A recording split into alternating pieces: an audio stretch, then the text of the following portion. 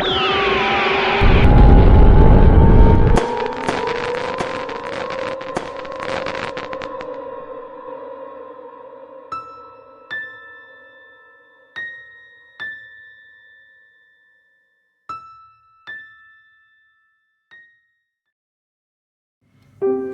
kedalaman hutan tropis yang lebat dan rimbun, di antara pepohonan raksasa yang menjulang tinggi, dan sungai-sungai yang mengalir tenang, Mau-Mau, seekor lebah madu mungil dengan bulu berwarna kuning keemasan, terbang bersama rombongannya. Mau-Mau dikenal sebagai lebah yang paling usil dan suka bercanda di antara teman-temannya.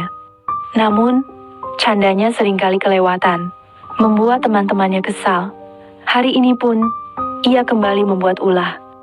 Saat rombongan terbang menuju padang bunga matahari yang terkenal harumnya, Mau-Mau menarik ekor lebah tua bernama Nenek Api, membuat Nenek Api kehilangan keseimbangan dan hampir jatuh ke sungai. Teman-temannya yang lain mendengus kesal, namun Mau-Mau hanya tertawa kecil, tanpa menyadari betapa serius kesalahannya. Ia terlalu asyik dengan keusilannya hingga tak menyadari bahwa ia telah terbang terlalu jauh dari rombongan. Ketika ia sadar, teman-temannya telah hilang dari pandangan. Keheningan hutan tiba-tiba terasa mencekam. Suara dengungan teman-temannya yang biasanya meriah telah lenyap. Mau-Mau sendirian. Rasa takut menusuk hatinya, bercampur dengan penyesalan yang mendalam. Candanya yang kelewatan telah menyebabkan ia terpisah dari keluarganya. Air mata, atau lebih tepatnya, cairan bening kecil, mengalir dari matanya yang kecil. Mau-Mau terbang ke sana kemari, memanggil-manggil nama teman-temannya, namun hanya Gema yang menjawabnya. Hutan yang tadinya terasa menyenangkan kini terasa menakutkan. Bayangan-bayangan pepohonan yang besar dan gelap membuatnya semakin merasa kecil dan sendirian. Dia terbang menyusuri sungai yang mengalir tenang, berharap menemukan jejak teman-temannya, namun hanya menemukan kesunyian.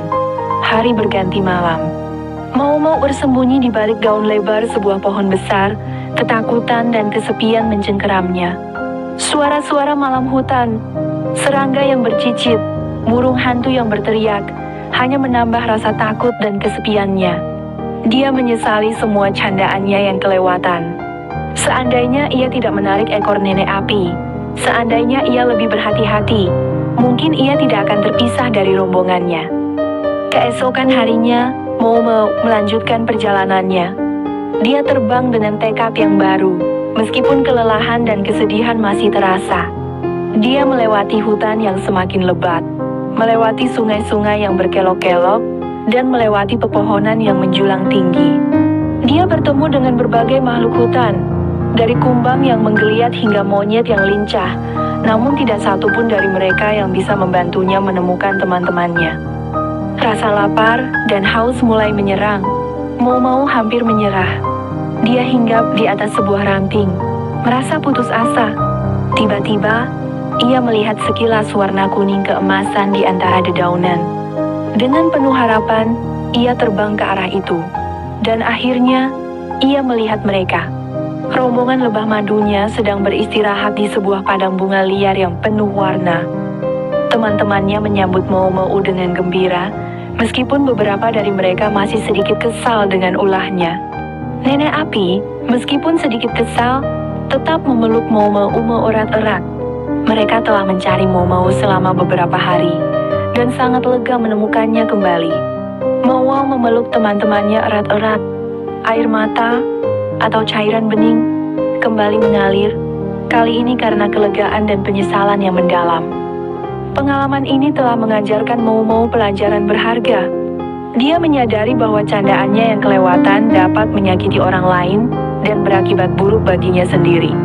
Dia berjanji untuk mengubah sikapnya, menjadi lebah yang lebih baik dan lebih bertanggung jawab. Dari hari itu, Mau-Mau tetap suka bercanda.